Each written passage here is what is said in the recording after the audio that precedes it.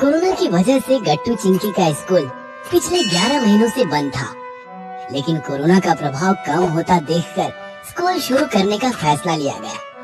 सारे classroom sanitise किए गए और टीचर्स को भी स्पेशल ट्रेनिंग दिया गया।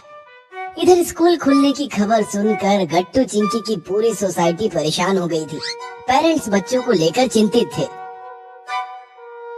गट्टू चिंकी के पापा, क्या आप कल बच्चों को स्कूल भेज रहे हो? हाँ, भेजना तो पड़ेगा क्योंकि ऑनलाइन क्लास में बच्चे ठीक से पढ़ नहीं पा रहे हैं। स्कूल जाकर ठीक से पढ़ तो पाएंगे। कोई फायदा नहीं होने वाला। इतने दिनों तक का गैप और एकदम से पढ़ाई लिखाई का प्रेशर बच्चे सह नहीं पाएंगे। इधर गट्टू चिंकी भी डरे हुए थे। वो स्कूल जाना नहीं चाहते थे।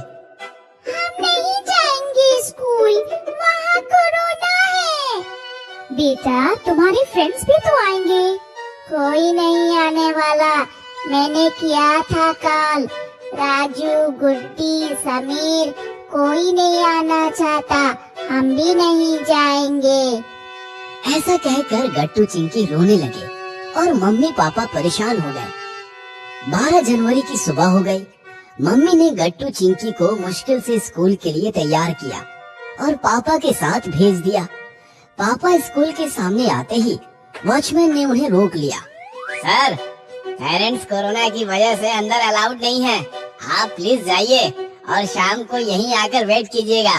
आपके बच्चे आप तक पहुंचा दिए जाएंगे।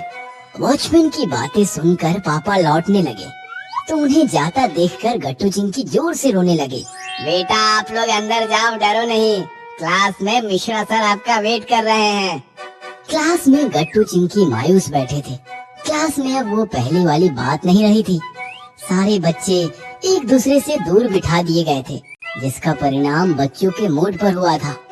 मिश्रा सर पढ़ा रहे थे। पढ़ाते पढ़ाते वो अचानक रुक गए और दुखी मन से मायूस बच्चों को निहारने लगे। मैं जानता हूँ आप सब डरे हुए हो। ऐसे में पढ़ना ठीक नहीं। हम बातें करेंगे तो आपका दर्द हल्का हो जाएगा। गट्टू, बताओ क्या परेशानी है? सर, सब लोग कह रहे हैं कि अब स्कूल पहले जैसा नहीं रहेगा। आप पढ़ाओगे तो भी हमें कुछ समझ नहीं आएगा। इतनी छुट्टियों के बाद अचानक पढ़ाई लिखाई से हम पर प्रेशर आएगा। सर, कोरोना अभी गया नहीं है। हमारा कोई दोस्त स्कूल नहीं आया। हमें भी जबरदस्ती भेज दिया गया। गट्टू चिंकी की बात सुनकर मिश्रा सर बोले, समझ गया, आप सब डरे हुए हो। आपका डर भगाने के लिए मैं आज आपको एक ऐसे महापुरुष की कहानी सुनाऊंगा जो जिंदगी में कभी किसी से नहीं डरे, अपने उद्देश्य पर एकाग्र रहे और पूरे जगत में महान बने। क्या कोई बताएगा कौन है वो महापुरुष?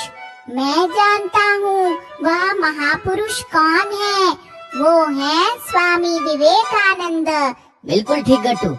स्वामी विवेकानंद जी की कहानी और उनके विचार आज हमें ही नहीं बल्कि पूरे जगत को इस कोरोना की दलदल से बाहर आने की प्रेरणा दे सकते हैं।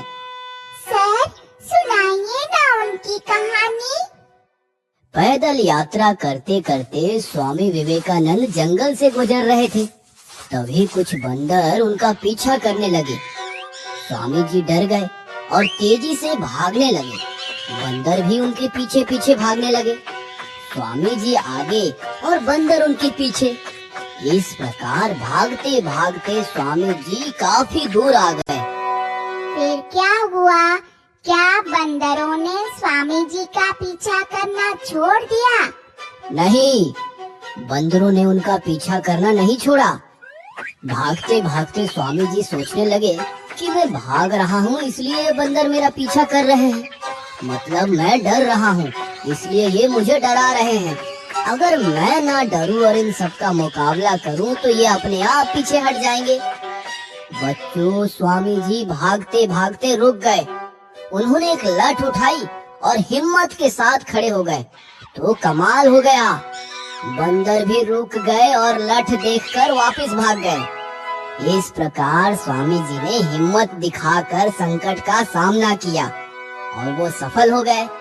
इस कहानी से आप क्या समझे? चिंकी खड़ी होकर कहने लगी, यही कि हमें बिना डरे स्वामी जी की तरह मुसीबत का सामना करना चाहिए।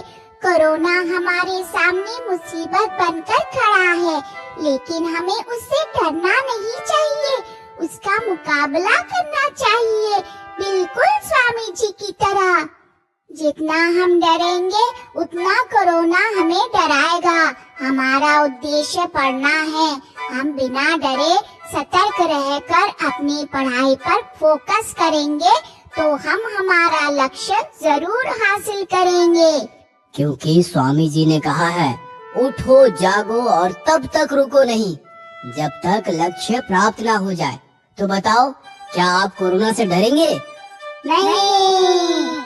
तो क्या आप रोज स्कूल आएंगे और अपने दोस्तों को भी स्कूल लाएंगे? हाँ।